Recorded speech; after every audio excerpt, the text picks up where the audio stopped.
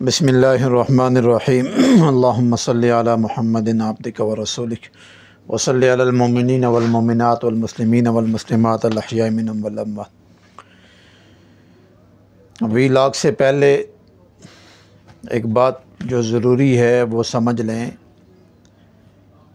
کہ ہم نے تمام اپنے متعلقین کے لیے ایک آسان سا نظام بنا دیا ہے کہ ہر ہفتے والے دن، ہر ہفتے کو 9 اور 10 پاکستانی صبح 9 بجے سے 10 بجے تک کال بھی سنی جائے گی، اور واٹس ایپ پہ وائس جو بھی کرے گا اس کے جواب دے دیے جائیں گے، ٹھیک ہے؟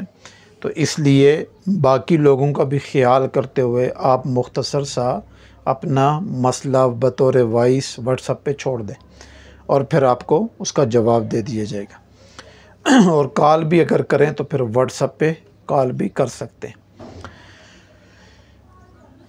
جو آج کا ہمارا ویلاگ ہے، اسی ویلاگ کے حوالے سے میں نے پچھلے چند دن پہلے سورہ فاتحہ کا ایک عمل بتایا تھا۔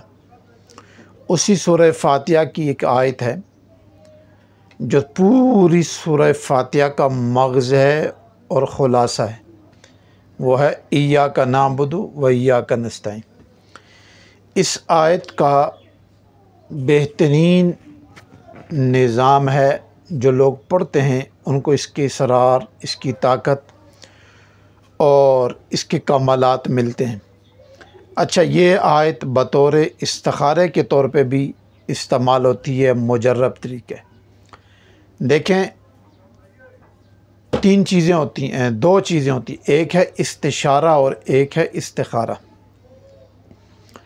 استشارہ کہتے ہیں بندوں سے مشورہ کرنا، یا جنات سے یا موکلات سے مشورہ کرنا، اور استخارہ براہ راست اپنے رب تعالیٰ سے بات چیت کرنا، یعنی ان سے پوچھنا، اللہ تعالیٰ سے مشورہ کرنا، اور پھر جو جواب آئے وہ۔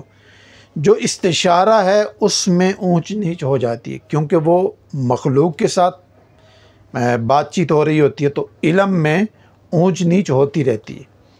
کبھی 100% پرفیکٹ آئے گا، اور کبھی کچھ نہ کچھ اس میں اونچ نیچ، 100% نہیں آتی، لیکن کبھی نہ کبھی اونچ نیچ آ جاتی۔ لیکن جو استخارہ رب تعالیٰ کے ساتھ کیا جاتا ہے، وہ استخارہ 100% وہی ہوتا ہے، بس اس کو سمجھنا پڑتا ہے۔ مثلا ایک آدمی نے رات والا مسنون استخارہ کیا، ٹھیک ہے؟ رات والا مسنون استخارہ کیا، تو اب اللہ تعالیٰ اس کو جو چیز بتا رہے ہیں یا دکھا رہے ہیں تو وہ اس کو سمجھے گا۔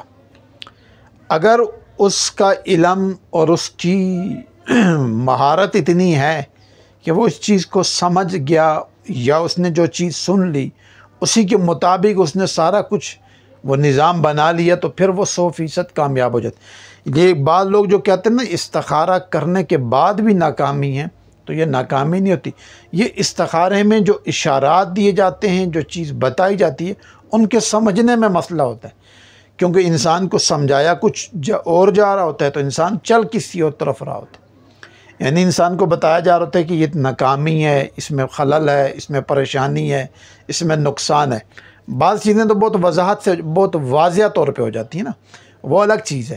لیکن بعض چیزوں میں سمجھانے میں کچھ نہ کچھ، کیونکہ وہ حالت انسان نیند میں ہوتا ہے، تو وہ صبح جب اٹھتا ہے، بیدار ہوتا ہے، تو کچھ چیزیں اس کو بھولی ہوتی ہیں، تو وہ پھر بعد میں اس چیزوں کو آپس میں جوڑ نہیں کر پا رہا ہوتا، یا اس کا علم کی کچھ کمیاں کوتاہیاں رہ جاتی ہیں، تو پھر جب اس رستے پہ چلتا ہے تو اس کو پھر وہ پریشانی شروع ہو جاتی ہے۔ جس طرح میں ایک آپ کو بتا دوں، میں نے چند دن پہلے ایک مزاج کے حوالے سے کچھ علمی باتیں کی تھی، تو اکثر دیکھنے میں آیا کہ جو آتشی اور آبی ہیں نا، ان دونوں کے جوڑ نہیں ملتے۔ یہ علمی بات ہے، اللہ تعالیٰ چاہیں تو مل بھی سکتے ہیں، یعنی جوڑ سے ملنے سے مطلب یعنی ان میں اکثر جدائی ہو جاتی ہے۔ اگر میاں بیوی ہیں تو طلاق واقع ہو جاتی ہے، اکثر دیکھنے میں آئے۔ ٹھیک ہے، اب بعض چل بھی رہے ہوں گے، جو چل رہے ہوں گے وہ اللہ تعالیٰ کا محض ان پہ فضل ہوگا، کوئی نیکی ہوگی، کوئی دعا ہوگی، کوئی مزاج میں عدم برداشت ہوگا جس کی وجہ سے نظام چلتا ہے۔ لیکن اکثر دیکھنے میں آیا جو علمی طور پہ وہ ٹوٹ جاتے۔ تو 2-3 دن پہلے ہمیں ایک صاحب نے فون کیا کہ میری بچی کا رشتہ ہے، انہوں نے مجھے فون کیا، تو میں نے علمی طور پہ ان سے کہا، میں نے کہا یہ جوڑ نہیں ملتا، کیونکہ بچی آپ بھی ہے اور یہ آتشی مزاج کے، تو یہ دونوں مخالف ہیں آپس میں، مزاج کی مخالفت ہے، ضد ہے آپس میں، پانی اور اس کی آگ کی، تو یہ جوڑ نہیں چلے گا۔ تو لیکن آپ ایک کام کر لیں، آپ صرف میری اس بات پہ نہ رہیں، آپ رات والا استخارہ کریں۔ اچھا، بعض حضرات کہتے ہیں رات والے استخارے کے اندر خواب نہیں آتی، صرف آپ کا صبح اٹھتے تو قلب بھی میلان ہوتا ہے۔ میں اس چیز کا قائل نہیں ہوں، میں اس لیے قائل نہیں ہوں کہ میں اپنے رب تعالیٰ سے مشورہ کر رہا ہوں اور رب تعالیٰ مجھے صحیح طریقے سے سمجھائیں، کیونکہ میں کمزور آدمی ہوں، ناقص ہوں، ٹھیک ہے، اور میں انہی کا بندہ ہوں۔ میں ان سے مشورہ نہ کروں، ان سے نہ پوچھوں، وضاحت نہ مانگوں، یا ان سے میں اپنی ساری ریکویسٹ آگے رکھ کے ان سے اس مسئلے کا حل نہ نکالوں، تو میرے پاس تو اور کوئی چارہ نہیں ہے، نہ کوئی اور معبود ہے۔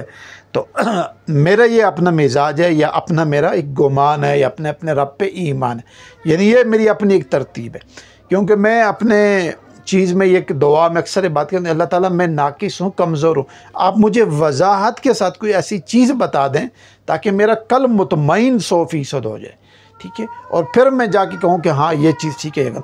اچھا، انہوں نے بھی جب وہ استخارہ کیا،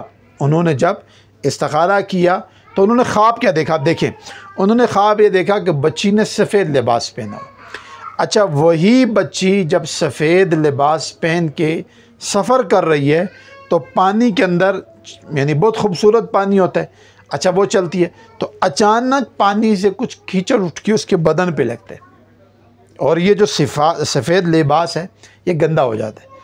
اب آپ خود سمجھ لیں کہ اس کی تعبیر کیا بنتی۔ اس کی تعبیر یہی ہے کہ یہ جو سفید لباس ہے یہ اس کی عزت ہے، ٹھیک ہے، اب اس کا برہم ہے، اس کا ایک نظام زندگی ہے، ٹھیک ہے، اور اس کے ماں باپ کی عزت بنی ہے، رسپیکٹ ہے، بے شک غریب ہے لیکن رسپیکٹ ہے۔ اب اس کی جو بدن کے اوپر وہ جو چیز پڑ گئی ہے، پانی پڑ گیا، گندگی لگ گئی ہے، جو کیچڑ لگ گیا، تو یہ خراب ہوگا۔ اچھا، پہلے دیکھو علمی طور پہ بھی اللہ تعالیٰ نے بتا دیا کہ نہیں ٹھیک، تو بعد میں جب استخارہ بیائی نہیں، وہی چیز اللہ تعالیٰ نے خواب میں بھی دکھا دی کہ اب یہ نہ کرنا۔ تو ہم نے ان کو واضح طور پہ کہا کہ آپ اس کو ریجیکٹ کر دیں، یا امیر ہے جو بھی، آپ اس چیز کو آپ کے لیے نہیں ٹھیک۔ ہاں، یہ بات ذہن میں رکھ لیں، اب اس بچے میں فالٹ نہیں ہے، وہ ان کے لیے نہیں ٹھیک، وہ کسی اور کے لیے ٹھیک ہو سکتا ہے، ان کے لیے اس کی مال متاع، ان کی چیزیں اس بچے کی، وہ ساری اس گھرانے کے لیے ٹھیک نہیں۔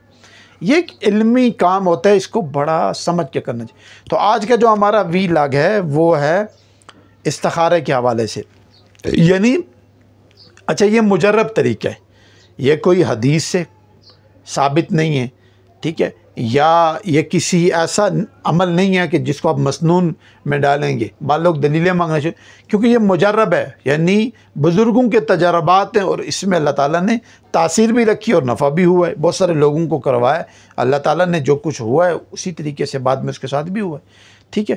تو اس کا طریقہ کار کیا ہوتا ہے؟ ایک تو یہ ہوتا ہے کہ ایاک نعبد و ایاک نستعین کو آپ کثرت سے پڑھیں جب بھی کسی معاملے میں پھنس جائیں۔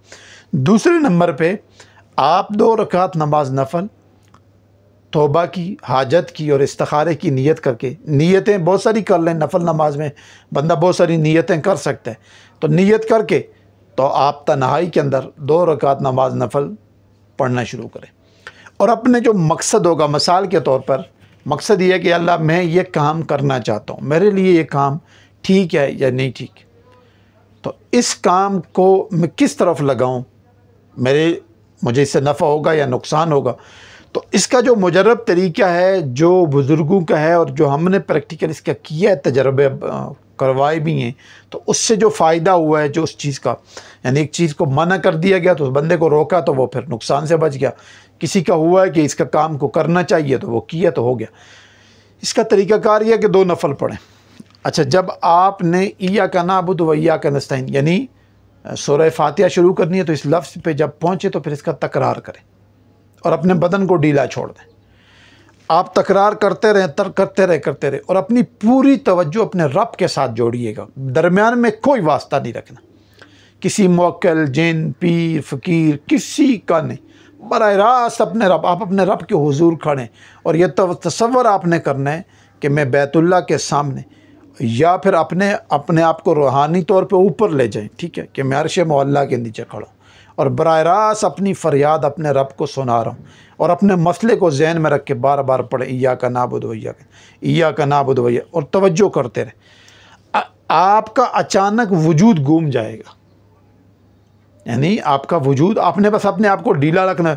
اگر تو آپ سمجھ لیں کہ دائیں طرف آپ کا وجود گم گیا، تو جس مقصد کے لیے، منشا کے لیے، یا جس کے لیے آپ نے اللہ تعالیٰ سے مشورہ کیا، بات کی، بس اس کا جواب آ گیا کہ یہ کام۔ اور اگر آپ کا الٹی طرف وجود گم گیا، الٹے ہاتھ کی طرف، بس پھر آپ اس کو ریجیکٹ کر دیں، اس کام کو چھوڑ دیں۔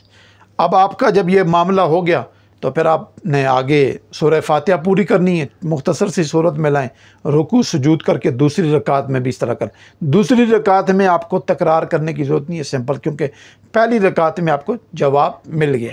یہ مجرب ترین طریقہ ہے، اور اس میں یعنی بہت سارے فوائد حاصل ہوتے ہیں، ٹھیک ہے۔ تو آپ اس کام کو، اچھا اس میں بندہ علاج میں بھی کر سکتا ہے کہ میں اس بندے سے علاج کرواؤں نہ کرواؤں، اس بندے سے مجھے کاروباری نفع ہو سکتا ہے نہیں ہو سکتا، رشتوں کے لیے بھی بندہ کر سکتا ہے، اور بھی بہت ساری چیزیں ایسی ہیں جن سے بندہ کر سکتا ہے۔ تو یہ کیونکہ انسان جو چیز سوچ کر دل میں رکھ کر اللہ تعالیٰ سے پوچھتا ہے، کیونکہ مطلب ہی تو یہ ہے نا، اللہ تیری عبادت کرتا ہوں، تجھ سے مدد مانگتا ہوں۔ اب مدد کیا ہے کہ اللہ مجھے اس کام میں تیری رہنمائی چاہیے، مجھے اس کام میں آپ کا مشورہ چاہیے، میرے لیے سود مند ہے یا نہیں ہے۔ تو اس چیز سے اللہ تعالیٰ آپ کو، تو کیا طریقہ کار ہے کہ اگر آپ دائیں جانب مڑ گئے، خود بخود مڑ جائیں گے، پتہ ہی نہیں چلے گا آپ کو، ٹھیک ہے، لیکن آپ نے اپنا دھیان اپنے رب کی طرف رکھنا ہے، تو بس آپ ٹھیک۔ اور اگر الٹی طرف مڑ رہے ہیں تو پھر اس کام کو ترک کر دیں، پھر نقصان ہوگا۔ یہ ہے اس کا ایک مجرب ترین طریقہ ہے، اور اس کو کریں۔ اللہ تعالیٰ ہمیں 100% علم سمجھ کر اور اپنے آپ کو اپنے رب کے ساتھ جوڑ کر انہی سے اپنے مسئلے حل کروانے کی توفیق عطا فرمائے۔ السلام علیکم ورحمۃ اللہ وبرکاتہ۔